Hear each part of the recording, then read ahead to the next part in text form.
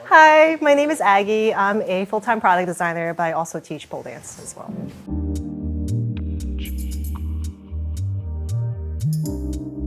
So I've been teaching pole dance for about a little over 11 years right now. So that's kind of been my major physical, I wouldn't say hobby, but my physical passion. What is pole dancing? Literally, if you think about a pole, you tilt it and it's a vertical pole that you move around with, and because it's vertical, you're able to go up and down, you're able to dance around with it. Its history came from both, adult entertainment. It came from an Indian gymnastics called Malakam. There's also Chinese circus, so there's a lot of different aspects around it.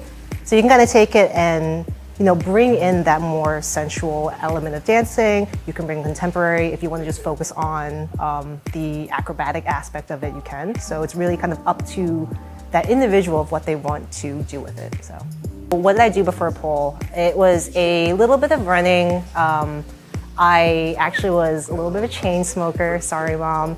So I party a lot, so I wouldn't say I actually have a full background in any sort of movement. My friend, she was really nervous about pole dancing, so it actually came from a Groupon. So she needed someone to go with her, and so I accompanied her. It kind of unearthed this idea of like, oh, I'm like a little kid on the playground, this is fantastic. And so ever since then, I think that was the catalyst that got me into pole dancing. And from there, it kind of unearthed a lot of other aspects. It is expression, it is dance, and I guess ultimately the interest in what movement is. And so when the pandemic happened, my partner and I, we actually moved out over here. So I was really looking for an extension, right, of moving. I think at this point with polling for so long, it does take a toll on your body, and I am well over my late 30s at this point. So I was looking to kind of supplement on areas that were missing that I didn't have in polling. Given just my experience and my education, it was a little bit limited. So a lot of times, we got so excited to do the next move, do the next thing. And if we got hurt along the way, it was for the greater good, right? And so because of that, a lot of older individuals, maybe that started during my time, are a little bit injured or also in the same trajectory of looking for supplemental pieces. Going back to the question about how I found Loco Motion, actually, I saw Bruce, who's one of the teachers, on his Instagram account, and I saw his work that he was doing, really loved it. Found out that he was in the same exact town, so I went to the website, signed up, met Kevin, and now I'm here. Best part about joining Loco Motion, it sounds cliche, but it really is the community and the people. I think that a lot of times for me, I am very solitary in my practice.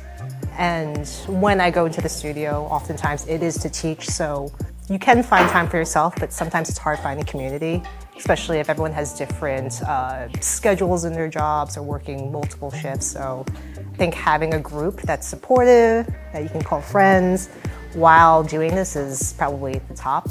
The other thing that's most helpful about Loco Motion was unlearning. There's a lot of knowledge or information that's out there, right? And so you can kind of pick and choose, but kind of relearning and revisiting pieces of information that I thought maybe I've nailed this, and kind of looking at it with a different approach, a different aspect, has helped me rethink about how I use my body, how I want a long-term sustainable body, how I can use that also with pole and just as everyday without that apparatus as well, I think is really important.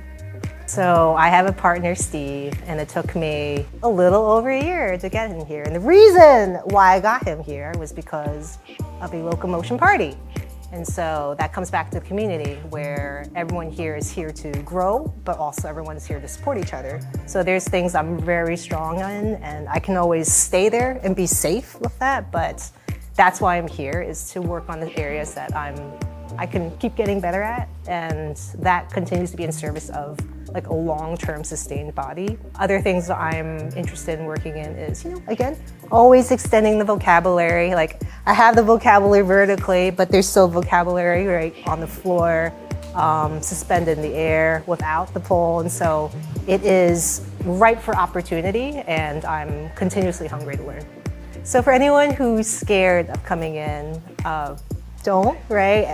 Everything has a progression, right? We all start from zero and we work our way. And so if you think that you have to be a certain aesthetic, if you have to be a certain way, if you have to do thousands of push-ups just to do this. That's not the case. You just come and show up.